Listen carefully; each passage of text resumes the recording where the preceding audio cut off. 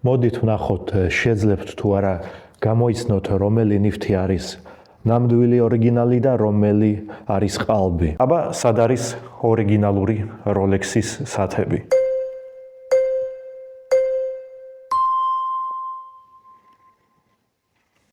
ახლა კი გამოიცანით, რომელი არის ორიგინალური Chanel-ის სუნამო და რომელი არის ყალბი. და საბოლოოდ, სად არის ყალბი და სად არის ორიგინალური Lego-s კონსტრუქტორი. რეალურ ცხოვრებაში კი ყალბის და ორიგინალის გარჩევა თვალით უმრავლესობა ადამიანებისთვის შეუძლებელია.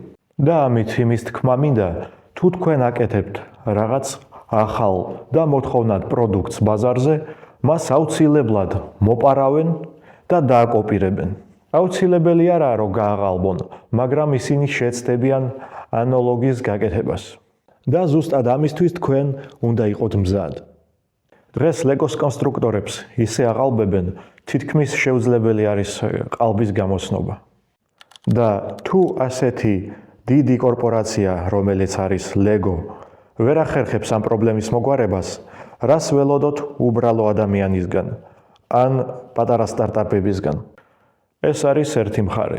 მეორე მხარე კი ის არის, თუ თქვენ შეძლებთ რევოლუციურ პროდუქტის შექმნას, რომელიც არ არსებობდა თქვენამდე მსოფლიოში, სამწუხაროდ ეგეც არ ნიშნავს იმას, რომ თქვენ წარმატებას მიაღწევთ.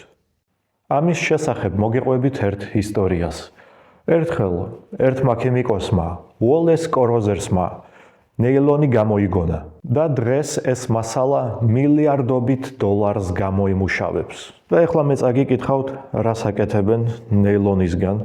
ნეილონისგან დღეს აკეთებენ სპორტულ ტანსაცმელს, პარაშუტებს, სამედიცინო ნაკერებს, ტყვია გაუმტარი ჟილეტების შემადგენლობაშიც შედის ეს მატერიალი.